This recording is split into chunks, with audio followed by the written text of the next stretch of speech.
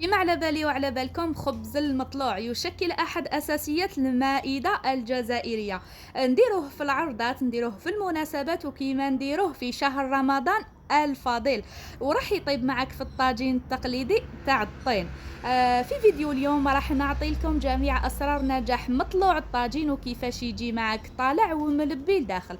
بحكم حنا في الشرق المطلوع نخلو فيه البابا لداخل، راح نعطي لكم سر خفته وطراوته. وهل يحتاج المطلوع باش ينجح معك إلى نار قوية ولا نار متوسطة؟ كل هذه التساؤلات راح تعرفوهم معايا في فيديو اليوم. لكن قبل هذا ما تنساوش تكملوا الفيديو للآخر، تعملوا لنا هذيك البصمة، ديروا لي جام، واللي جديد معنا يشترك فضلا وليس امرا. بسم الله والصلاة على رسول الله، صلوا عليه يا البنات. وكيما ما رانيش نبخل عليكم في الوصفات، نتمنى منكم انكم تدعموني بالبارتاج، تدعموني، ديروا لي لايك هكذا باش يشوفوه اكبر عدد من المشتركين معنا. خبز المطلوع يحتاج الى 2 كيلات سميد رطب، ودرت كيلة تاع الفارينة، حطيت ايضا ملعقة صغيرة ملح، وحطيت 2 ملاعق صغار من خميرة الخبز. كيما حطيت ملعقة كبيرة تاع زيت المائدة. انا هنا راح نلم بالماء الدافي. هنا نقعد نلم في العجينة تاعي حتى ترجع لي عجينة طرية. راح نخليها تريح مدة 10 دقائق. شوفوا حبيباتي، هنا بعد ما مزجنا كامل المكونات ولمينا العجينة حتى قلت لكم تولي طريه. شوفوا، نعطيكم نصيحه: كي يكون الحال سخون خليها تريح معك 10 دقائق، وكي يكون الحال بارد خليها حتى 20 دقيقه. راح نغطيها بان ساشي ونغطيها بان طوخشون ونخليها حتى يتضاعف الحجم نتاعها. الحاجة الأولى حبيبتي اللي خصك تعرفيها على المطلوع إنه يحب الدليك بزاف، يعني على قد ما دلكتيه على قد ما راح يجيك خفيف ومقطن لداخل، وأيضا راح يعطي لك واحد الطراوة على بالي باللي تعجبك. الحاجة الثانية اللي نعطيها لكم، خصك تعرفي إنك كي تحطي الزبدة مع العجين تاع المطلوع، صدقيني راح تلقاي واحد النتيجة أنا متأكدة أنها تفاجئك وراح تعجبك كتير. شوفوا، الزبدة راح تلعب الدور كمحسن للمطلوع تاعك، وراح تعطي لك طراوه وراح تعطي لك احمرار للمطلوع نتاعك. خاصة إذا شوفي إذا حطيتي فيه سميد موايا ولا متوسط، هذاك لازم تعجنيه مليح. أما إذا حطيتي السميد رطب كيما حطيته أنا في الوصفة تاع اليوم، وحطيت 2 كيلات سميد رطب وكيلة فارينة، ما حش تدلكيه، يعني تدي وتجيبي هذا مكان وتبداي ترشيه فيه. وكيما على بالي وعلى بالكم، السميد الرطب والفارينة ما يندلكوش، يعني جوست ما تدلكيها ادي وجيبي وتبداي ترشي بالماء. انا الكونتيتي اللي خدمتها معكم اليوم حبيباتي دارت لي 2 قرصات، يعني احنا ما راناش بزاف في العائله، انا والزوج تاعي بك وزوج بناتي صغار. دونك انا كي نديرها تقعد لي يعني غدا وعشاء. واذا حبيتي ديري 4 قرصات ضعفي فقط في الكميه، هذا ما كان. هنا شوفوا راني فصلت لكم في طريقه العجن كيما شفتوا معايا. انا نعجن، انا ندلك وانا نزيد في الماء. شفتوا البنات طريقه العجن اللي عطيتها لكم؟ جوست انا نعجن وانا نرش بالماء، ماشي نزيد لها الماء، نرش بالماء هكذا باش يدخل لها الماء وتتهوالي لداخل، فهمتوني؟ دونك هذه الطريقه الصحيحه اللي تعجني بها المطلوع تاعك حتى ترجع لك العجينه تاعك طريه لداخل وتجيك مهويه، فهمتوني؟ هكذا باش ما تغبنكش.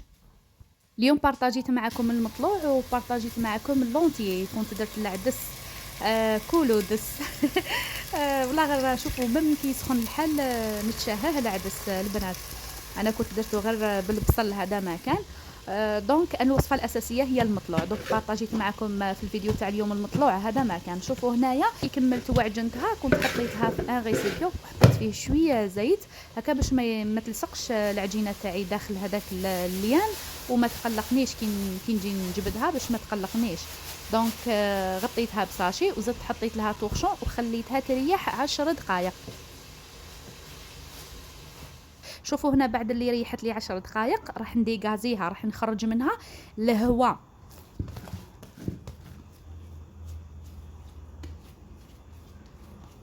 شتوها كيفاش كانت وكي ديغازيتها من الهواء، شوفوا كيفاش ولات.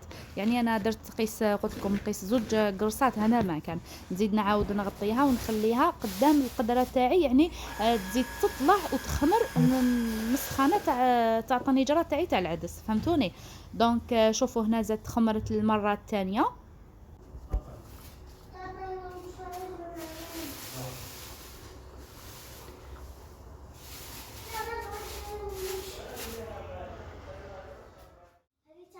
انا العجينه تاعي بعد ما خمرت لي المره الثالثه، انا راح نقسم العجينه الى قسمين، يعني يجوني 2 خبزات.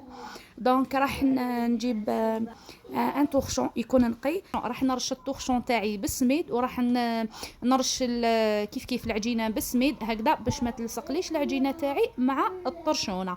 راح نخليها تخمر ايضا مده 10 الى 15 دقيقه. نكون تما سخنت الطاجين تاعي. يخص العجينه حبيبتي كي تجي تطرحيها ما تطرحيهاش رقيقه بزاف، يعني انت تطرحي فيها خليها شويه شويه عاليه، يعني السمك تاعها حوالي 1.5 سنتيمتر، فهمتوني؟ خلوها تريح واحدة ربع ساعة هكذاك. غطيها بان طورشون يكون شوية، يعني انا دوبليتو هذاك الطرشون، طبقتو على 2 وغطيت بها العجينة ونطيبها يعني على الجهتين. انا والله غير شوفوا كي ندير المطلوع، خاصة هذا المطلوع يعني تاعنا تاع الشرق، نتفكر احباب ربي ضياف ربي كي كانوا يجونا. والله غير شوفوا والله العظيم يشربوا من عند يما غير الماء، والله غير يشوفوا يفرحوا به ويقعدوا يهضروا عليها افي.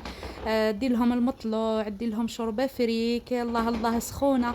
والله غير شوفوا جاتني واحد الحكايه على عمتي وراجلها، خطره جاو عندنا ضياف، حنا هكا مجمعين في الصالون، وحنا كنا صغار نشفى عليها، انا كنت صغيره بصح دالمو راجل عمتي دائما يحكيها لنا شغل عشنا هذاك الموقف. ويما كانت مسكينه، راكم تعرفوا وحده كي تكون عندها كي تربي ويكونوا عندها اولاد صغار غير هي في الدار، دونك هي قاعده معاهم، مره مجمعه معاهم، مره تروح للكوزينه، مره هي مجمعه تقصر معاهم، مره تروح للكوزينه، يعني زعما توجد لهم في العشاء.